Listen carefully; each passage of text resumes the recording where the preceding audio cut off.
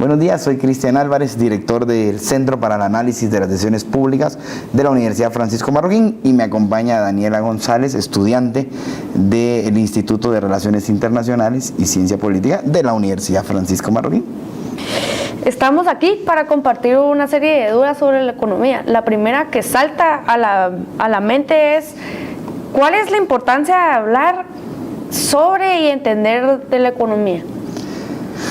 Yo creo que las sociedades prósperas, pacíficas, que han logrado un desarrollo dentro de un mundo de hombres y mujeres imperfectas, no son diseños ni inventos de personas. Creo que es el resultado de un análisis detenido de que hay algunos sistemas que funcionan y otros que no funcionan. Y ahí la importancia de comparar y entender por qué unas naciones han prosperado y otras no. Acerca de eso, ¿cuál es la razón para que se den resultados económicos tan distintos, como por ejemplo Chile, Bolivia, Dinamarca, Guatemala? El progreso que han tenido estos países creo que se debe a esfuerzos humanos que hay que entender. El paso número uno para entender este progreso es comprender que la condición natural del ser humano es la pobreza, y ese progreso se alcanza paso a paso y de una manera muchas veces costosa. Ese proceso o esos países que han logrado riqueza son los que de alguna manera han permitido que sus habitantes cooperen pacíficamente, que un montón de personas que viven en esos países puedan luchar por mejorar sus condiciones de vida, motivados por intereses personales de cada uno de ellos. Un país donde se permite que tú trabajes duro, que tú busques cómo mejorar la condición, la de tus hijos, es un país que va a llegar más lejos. Y hablando de este proceso, ¿cuál sería el paso uno para comenzarlo? Yo creo que hay que entender que ese proceso de cooperación no es resultado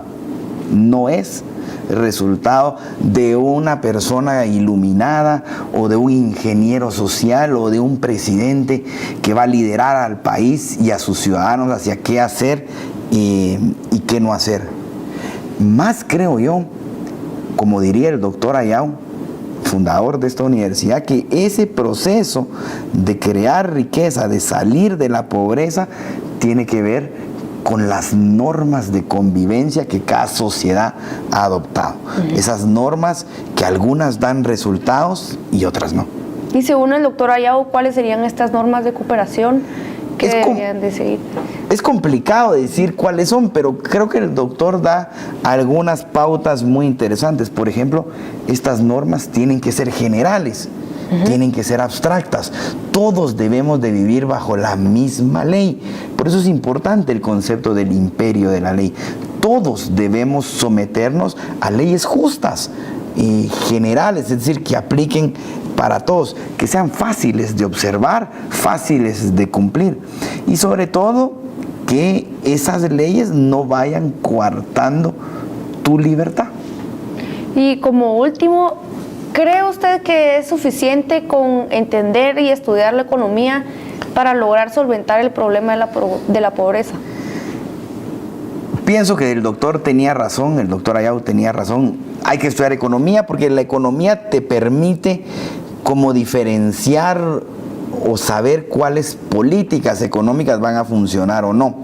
Pero para construir una economía próspera, una economía libre, una economía de mercado, más que entender solo economía, hay que entender la relación entre derecho y economía.